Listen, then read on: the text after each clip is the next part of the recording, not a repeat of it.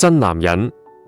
前無綫藝人張達倫近日同太太 Kimi 亮相節目，首次公開分享佢哋愛情嘅與眾不同。原來 Kimi 曾經有過一段婚姻關係，仲育有一女，但張達倫一句回應：如果覺得有問題，我就唔會行嗰一步，展示咗佢驚人嘅氣度，令網民大讚好命。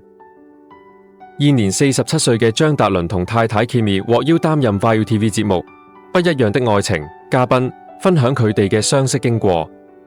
張達倫透露，Kimi 原來係佢哥哥嘅朋友，兩個人讀書時期曾有一面之緣。當時 Kimi 留住王菲一樣嘅型格短髮，令張達倫對佢留下深刻印象。相隔10多年再重遇，二人慢慢發展成戀人。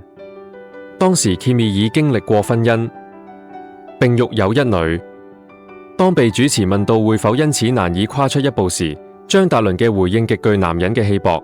佢大方表示：我又冇諗呢啲嘢。當初我已經知道 Kimi 結過婚，有個女，如果覺得有問題，我就唔會行嗰一步。相反，如果覺得冇問題，咁點解唔嘗試一下呢？呢種大方接受太太過去嘅態度，贏得咗主持同網民嘅一致讚賞。事實上，張達倫同 Kimi 婚後亦育有一子，一家人非常幸福。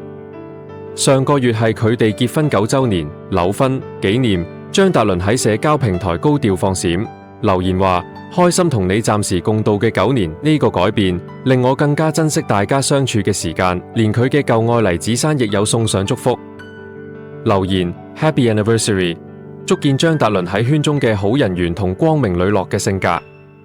張達倫嘅愛情故事證明咗，真愛係可以超越所有世俗嘅定義同埋過去嘅包袱。真正嘅男人係要接受伴侶嘅全部，而唔係淨係佢嘅一部分。張達倫邊句說話最觸動你？你認為接受對方過去係愛情必修課嗎？留言分享你嘅睇法，或者你嘅愛情故事，一齊探討點樣先係成熟嘅愛情。記得訂閱，收更多暖心故事。